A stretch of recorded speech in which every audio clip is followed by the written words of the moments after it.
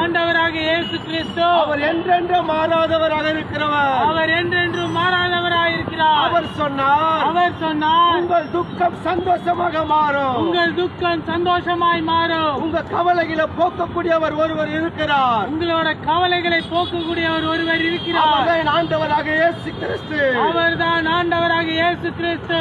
நீங்க யார் இடத்துல போய் சொன்னாலும் உங்கள் பாரம் தீர்ந்ததா கிடையாது. உங்கள் பாரங்கள் தீர்ந்ததே கிடையாது.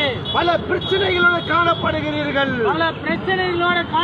பலவிதமான போராட்டத்திலோடு நீங்கள் காணப்படுகிறீர்கள். நீங்கள் காணப்படுகிறீர்கள். நாங்கள் அறிவிக்கிற இயேசு கிறிஸ்து உங்கள் துக்கத்தையே சந்தோஷமாய் மாற்றுகிறவர். என் தேவனால் கூடாத காரியம் ஒன்றுமே இல்லை. காரியங்கள் ஒன்றுமே இல்லை. மனிதனாலே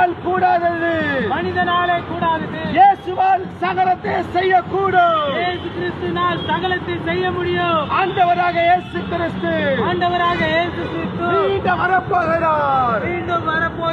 அவர் 2025 ஆண்டுகளுக்கு முன்பாக இந்த பூமியில நடமாடினார். எண்ணற்ற அற்புதங்களை செய்தார். அவர் பேசின ஒவ்வொரு வார்த்தையிலும்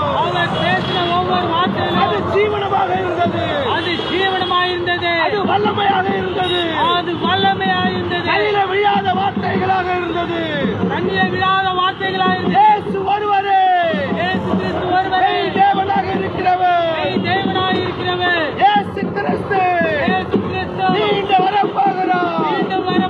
ஆயிரம் தூதர்கள் வரப்போகிறார்.